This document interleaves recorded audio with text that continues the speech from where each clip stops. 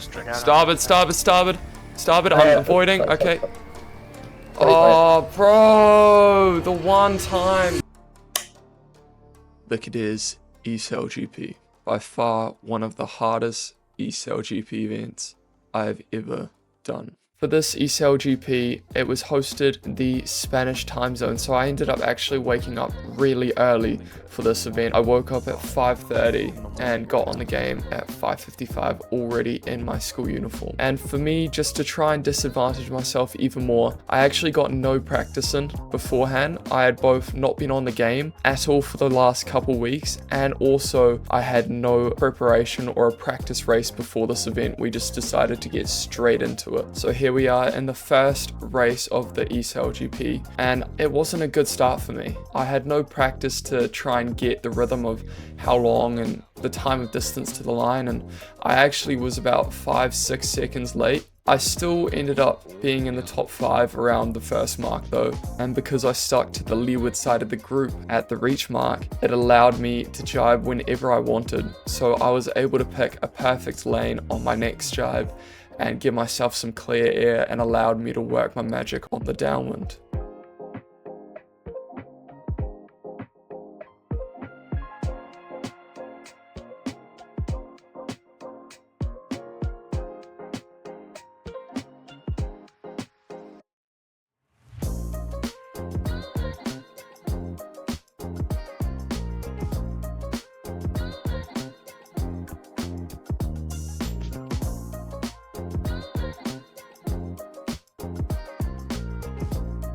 I'm here, nice water. You're gonna have to go above me, starboard. Protest. Oh my god. This collision with nice water put me straight back to last and completely stuffed up my whole race. Now that I look back at it, I could have also avoided this collision by just jibing and deciding that nice water was probably not going to get out of my way, which he didn't, and this could have all been avoided, but I didn't think that far ahead and just sailed straight into him. Although I did get put right back to second to last actually. I did gain a few positions and ended up finishing 5th in the race. I was able to achieve this result through capitalizing on other boats' mistakes and sailing cleanly around the course for a change. So here we are in race 2 of the Cadiz eSailGP. Everyone was very early coming into the line here for this second race, and we all actually luffed up pretty high to the start, but I was able to get the best start of the whole fleet and was leading to Mark 1.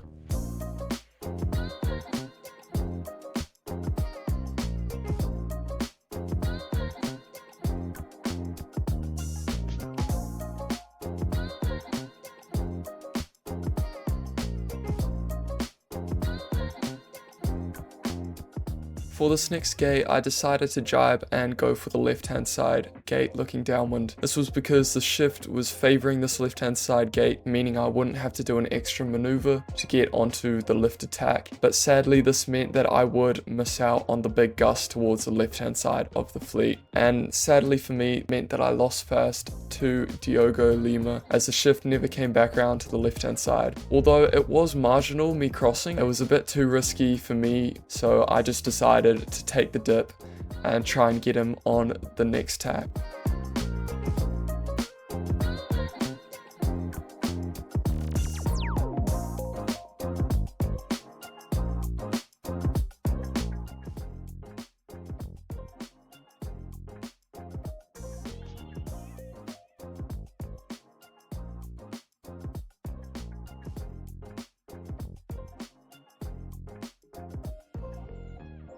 So I did try and go around the outside of the Brazilian boat, but sadly for me, I didn't have the best mark rounding and I did lose a little bit of distance. Although some might argue this isn't the best position, I ended up gaining quite a bit of ground back on the rest of the fleet because we're in such a big puff over here on the right side of this downwind. I ended up having quite a big distance between me and egress, and I ended up deciding to go around the left-hand mark again, hoping that it would work out and hoping that I had a little more luck than last time and that the shift would favor more than the pressure.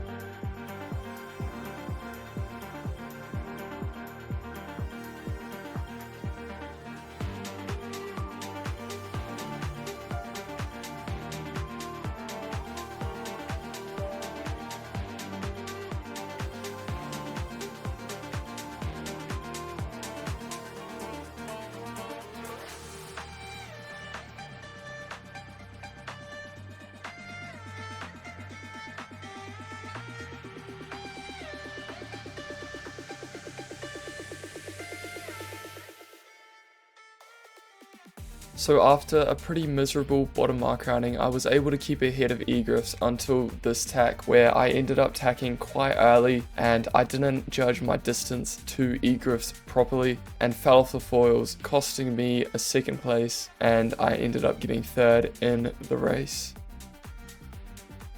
So yet again, I was very early coming into the line and I ended up luffing up super high, trying to stay behind the line, and I ended up luffing so high that I actually hit eGriffs and the penalty didn't register. So I tried to do the manual penalty, but I accidentally entered the chat and completely missed the start, leaving me in second to last once again.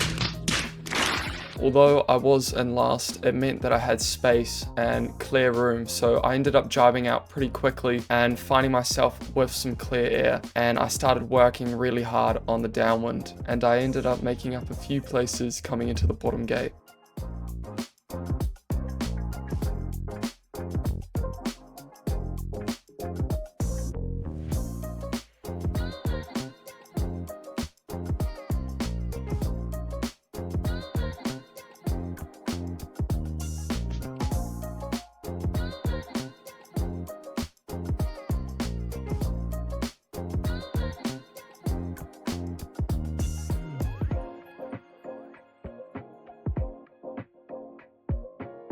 And with the correct gate decision, I was able to put myself into a podium position and was able to work my magic for the rest of the upwind, gaining more and more of the guys in front.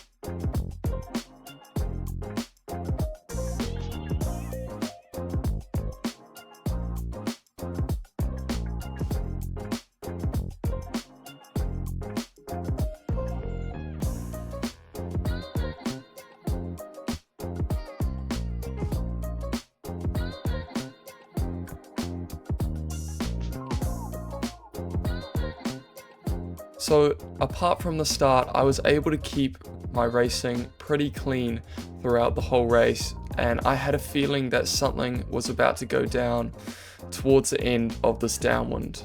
I don't wanna go dead downwind again, because that cost me like 100 meters last time. Oh no, I put the wrong board up. Nah. Board down. And driving. That's cool. Yes, it is. Yeah, that's right. I ended up putting the wrong board up, and not just that, I decided to jibe before I actually ended up gaining speed. And sadly for me, the Canadian boat who just came out of a jibe put the bow up to try and gain speed, and I wasn't able to avoid. And the same sort of thing happened with the Italian boat, and I ended up getting myself a few penalty points because of this.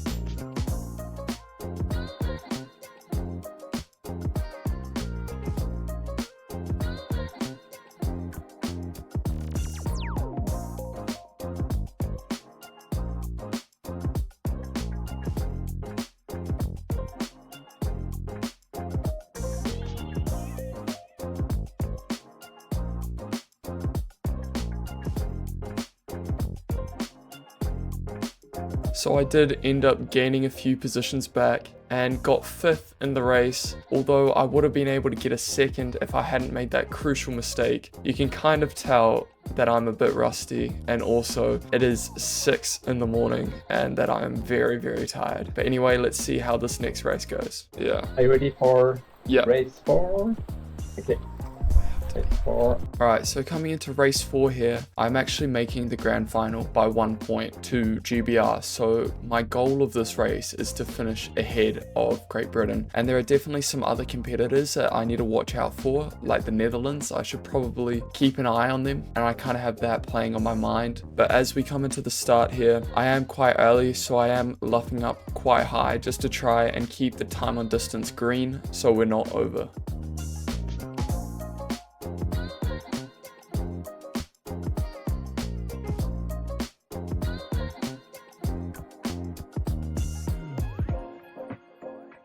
So I didn't have the best start here, and my main rival for this race, Great Britain, was actually over the line early, so he had to go back behind the whole fleet. And although it wasn't the best start, I was still sitting in 4th. I was actually pretty happy with this position, although I did need to watch out for the Netherlands boat, because if he got into 1st and I was still in 4th, it would be game over and I would miss out on the final.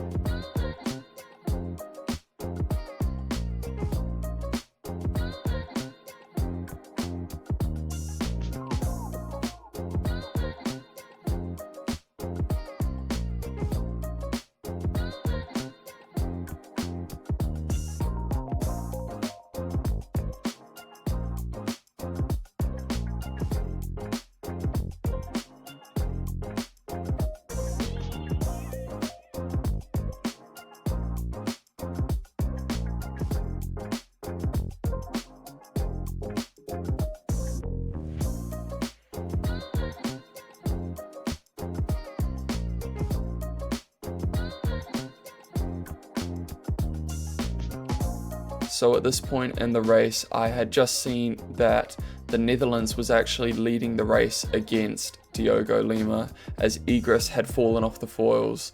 And I had been working pretty hard on this upwind to catch up to Canada, and with the Netherlands leading, it was now or never. I had to find a way past Canada.